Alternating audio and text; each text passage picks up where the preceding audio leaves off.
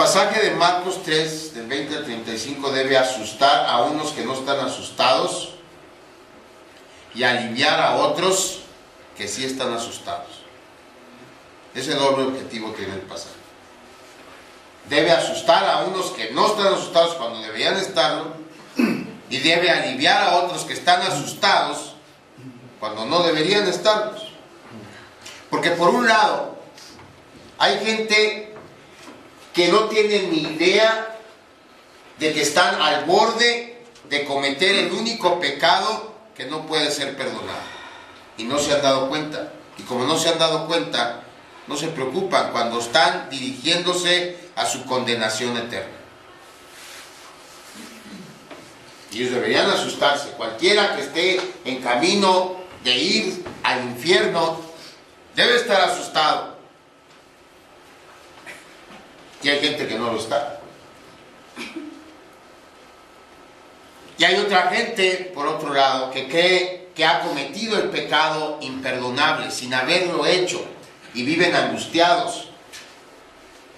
Y por lo mismo necesitan ser aliviados de esa angustia que sienten. Por eso decimos que los despreocupados deben preocuparse y los preocupados deben aliviarse. Quizá hoy mismo entre nosotros haya gente en estas dos posiciones. Quizá hay entre nosotros gente que cree que a lo largo del camino, a lo largo de nuestra vida, en algún momento dijo algo contra el Espíritu Santo, blasfemó, y vive angustiado porque piense que no tiene ya posibilidad de salvación. Entonces el objetivo de este trabajo será aliviar esa angustia que siente. Y puede haber otros que estén en ese límite del precipicio de cometer el pecado imperdonable, y necesitamos advertirles. Necesitamos que el Espíritu Santo los haga reaccionar y no den ese paso final que los llevará a la perdición eterna. ¿Cómo lo vamos a hacer? Bueno, de esta manera. Si recordamos, desde que iniciamos estos sermones del Evangelio según San Marcos, hemos insistido en que no solo este Evangelio, pero los 4 Evangelios fueron escritos para dejar evidencia histórica irrefutable acerca de quién es Jesús de Nazaret. Ese es el propósito de los 4 Evangelios: dejar evidencia histórica irrefutable de que Jesús de Nazaret es Dios. Así como Jesús de Nazaret es 100% humano, Jesús de Nazaret es 100% divino. Él es Dios mismo manifestado en carne. Es cierto, Jesús de Nazaret es el Salvador del mundo. Es cierto, Jesús de Nazaret es el Mesías de Israel, pero esto parte de la realidad primero de que Él es Dios. Jesús de Nazaret es la segunda persona de la Trinidad. Él es el Señor Dios Todopoderoso.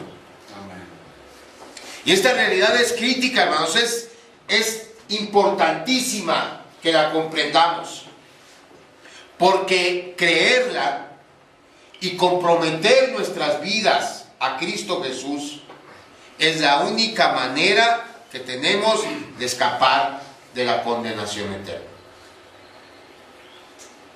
Es la única manera que tenemos de entrar al cielo. Ese es el único camino que Dios proveyó para salvarnos. Depositar nuestra fe en su Hijo Jesucristo. Amén. Y la Biblia nos deja sin ninguna duda. La Biblia es clara en esta enseñanza. No hay otro nombre debajo del cielo en el cual podamos ser salvos. Solamente el nombre de Jesucristo de Nazaret.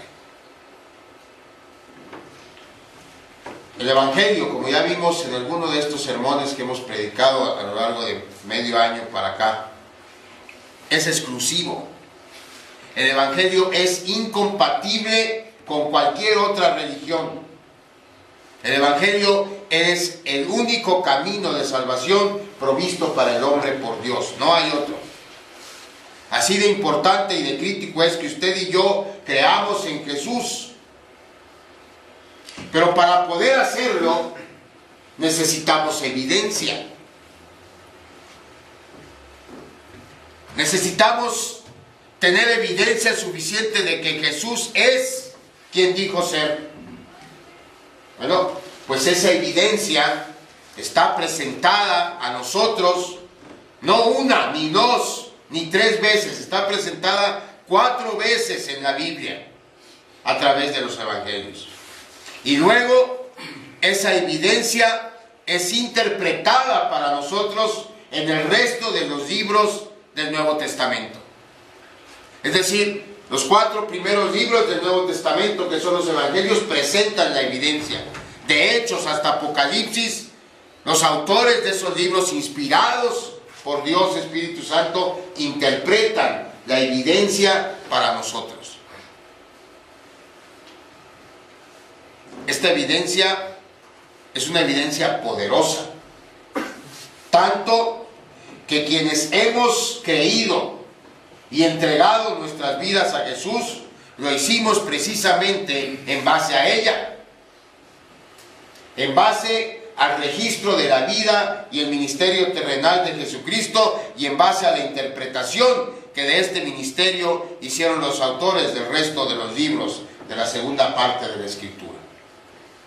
Nosotros, iluminados por el Espíritu Santo, leímos la evidencia, entendimos su realidad, la abrazamos como verdad y nos rendimos a ella.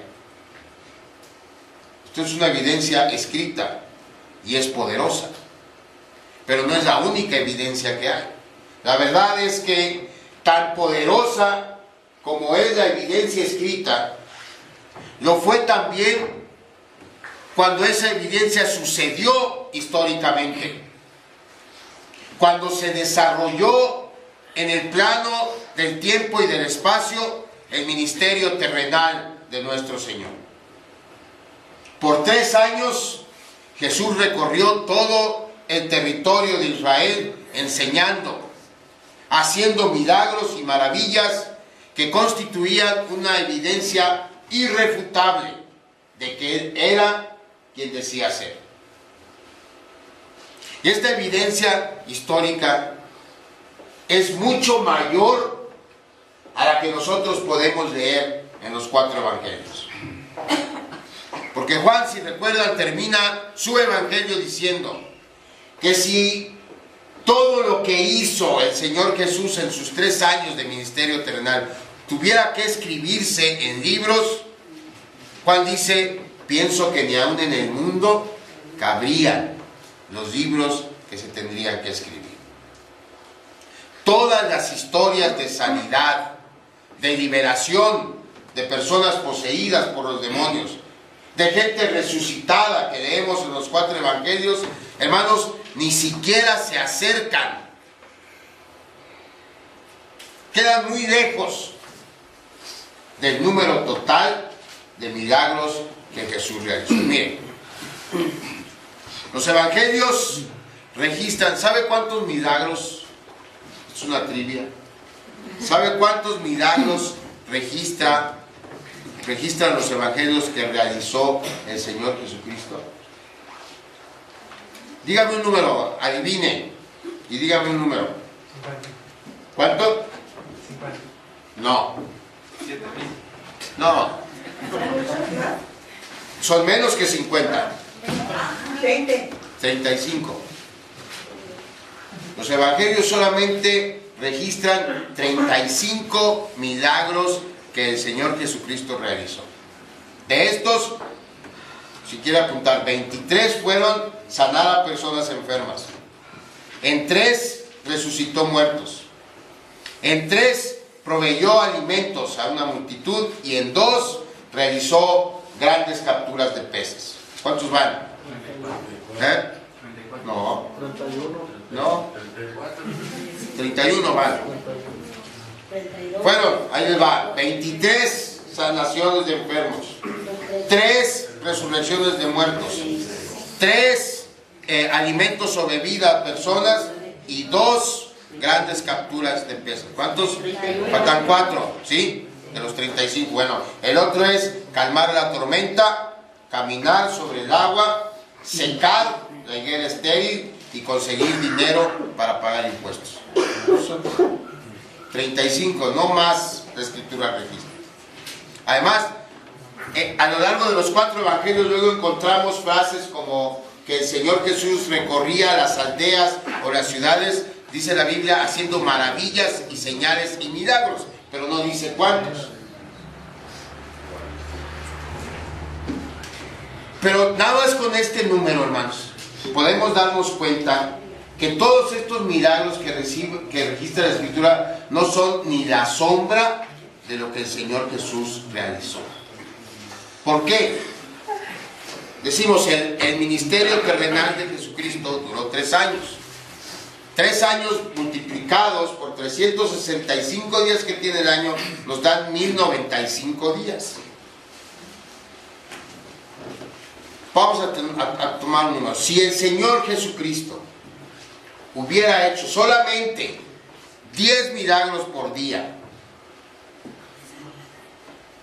solamente 10 milagros, estaríamos hablando de 10.950 milagros. 10.950. Quiere decir que los milagros que registra la Escritura, si fueran 10 milagros por día que hizo Él, representarían solamente un 0.32% de todos los milagros. O sea, que por cada milagro que registra la Escritura, nuestro Señor hizo 300 más. Eso si el Señor hubiera realizado solamente 10 milagros por día. Pero sabemos que no. Simplemente en el primer capítulo de Marcos que leímos cuando empezamos, dice que la ciudad se agolpó a las puertas de la casa de Simón Pedro después de que Jesús sanó a su suegra. Todos llevándole enfermos, todos llevándole poseídos. Y dice la Escritura, sanó a cada uno de ellos. Así que no realizó 10 milagros por día. Así que el número total de milagros que realizó debe dar en el orden de las decenas de millares. Porque en realidad no hay manera de sumarizarlos. Por eso Juan concluye que si se escribieran en libros todos los milagros que Jesús hizo, no habría biblioteca que los pudiera contener. Y la gente contemporánea de Jesús fue expuesta a esa masiva, a esa contundente, a esa irrefutable evidencia.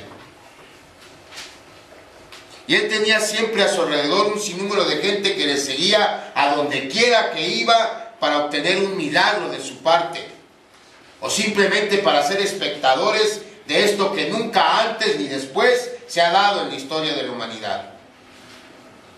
Ahora, mezclado